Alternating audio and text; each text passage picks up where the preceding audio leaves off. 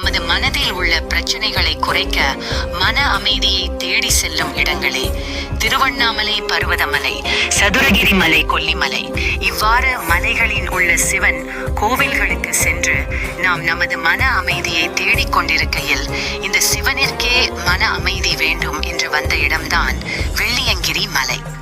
முன் ஒரு காலத்தில் பார்வதி தேவி சிவனை திருமணம் செய்ய வேண்டும் என்பதற்காக கடுமையாக தவம் இருந்தார். சிவபெருமானும் திருமணத்திற்கு ஒப்புக்கொண்டார். ஆனால் அவரால் திருமணத்தன்று வர இயலவில்லை. இதனால் கோபமுற்ற பார்வதி தேவி தன்னை தானே மாய்த்துக் கொண்டார். பார்வதி தேவி இறந்ததை கேட்டு சிவபெருமான் மிகவும் வேதனைக்கு உள்ளானார்.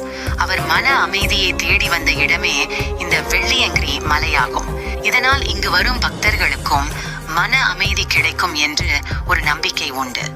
இந்த வெள்ளியங்கிரி மலை கோயம்புத்தூர் மாவட்டத்தில் இருந்து 37 கிலோமீட்டர் தொலைவிலும், ஈஷா யோகா மையத்திலிருந்து 11 கிலோமீட்டர் தொலைவிலும் உள்ளது. இன்னும் இது போன்ற பல ஆன்மீக கதைகளை கேட்டு நீங்கள் விரும்பினால் நமது சேனலை சப்ஸ்கிரைப் செய்து கொள்ளுங்கள். அது மட்டுமில்லாமல் லைக் பண்ணுங்க, ஷேர் பண்ணுங்க, கமெண்ட் பண்ணுங்க.